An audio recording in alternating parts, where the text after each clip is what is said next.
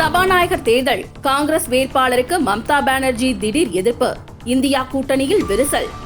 மக்களவை சபாநாயகர் தேர்தல் நாளை நடைபெற உள்ள நிலையில் காங்கிரஸ் சார்பில் நிறுத்தப்பட்டுள்ள வேட்பாளர் சுரேஷுக்கு ஆதரவு வழங்க மம்தா பானர்ஜியின் திரிணாமுல் காங்கிரஸ் மறுப்பு தெரிவித்துள்ளது. மேலும் சுரேஷை நிறுத்துவது தொடர்பாக தன்னிடம் காங்கிரஸ் கலந்தாலோசிக்கவில்லை எனவும் திரிணாமுல் காங்கிரஸ் தெரிவித்துள்ளது. நடந்து முடிந்த நாடாளுமன்ற தேர்தலில் காங்கிரஸ் வேட்பாளர் பாஜக தலைமையிலான NDA கூட்டணி வெற்றி பெற்று ஆட்சி அமைத்துள்ளது. பாஜகவுக்கு பெரும்பான்மை இல்லாததால் சந்திரபாபு நாயுடு, நிதிஷ்குமார் ஆகியோரின் ஆதரவில் பிரதமர் நரேந்திர மோடி பிரதமராக பதவியேற்றுள்ளார்.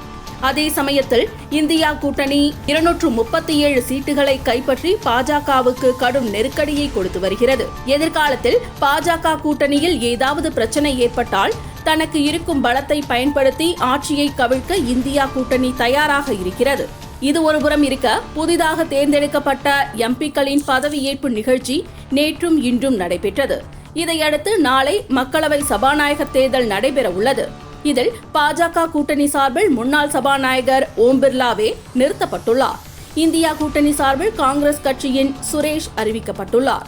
இதனிடையே நாளை சபாநாயகர் தேர்தல் நடைபெற உள்ள நிலையில் இன்றைக்கு காங்கிரஸ் தலையில் குண்டை தூக்கி போட்டுள்ளார் மேற்கு வங்க முதல்வரும் திரிணாமுல் காங்கிரஸ் தலைவருமான மம்தா பானர்ஜி. சபாநாயகர் தேர்தலில் இந்தியா கூட்டணி சார்பில் சுரேஷை நிறுத்துவது குறித்து தங்களிடம் காங்கிரஸ் ஆலோசனை நடத்தவில்லை என்று மம்தா பானர்ஜியின் திரிணாமுல் காங்கிரஸ் தெரிவித்துள்ளது.